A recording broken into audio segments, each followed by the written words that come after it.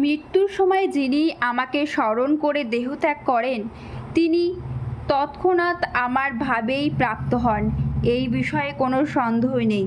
এর তাৎপর্য হলো, এই শ্লোকে কৃষ্ণ ভাবনা মিত্রের গুরুত্ব আরোপ করা হয়েছে। কৃষ্ণ ভাবনায় ভাবিত হয়ে দেহত্যাগ করলে তৎক্ষণাৎ ভগবত ধাপে প্রকাশ করা যায়। পরমেশ্বর ভগবান সকল শুদ্ধ সত্তার মধ্যে শুদ্ধতম। সুতরাং নিরন্তর কৃষ্ণ ভাবনায় মগ্ন থাকলে শুদ্ধ সত্তার মধ্যে শুদ্ধতম হয়ে ওঠা যায়। এখানে স্মরণ শব্দটি খুবই গুরুত্বপূর্ণ। যে সমস্ত জীবেরা অশুদ্ধ, যারা কখনো ভগবত সাধন করেনি, তাদের পক্ষে ভগবানকে স্মরণ করা সম্ভব নয়। তাই জীবনের সূচনা থেকেই কৃষ্ণ ভাবনায় অনুশীলন করা উচিত।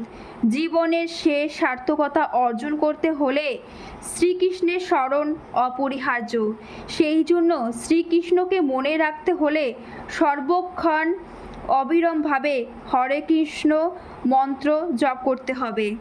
হরে কৃষ্ণ কৃষ্ণ কৃষ্ণ হরে হরে, হরে রাম রাম রাম হরে হরে।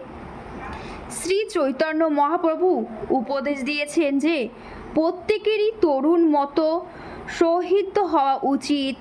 যে ব্যক্তি হরে কৃষ্ণ কীর্তন করবেন, তার অনেক রকম বাধা বিঘ্ন আসতে পারে।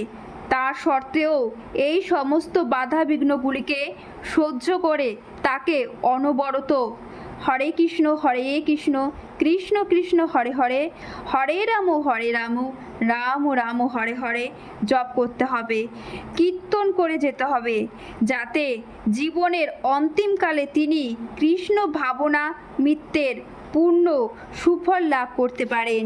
হরে কৃষ্ণ।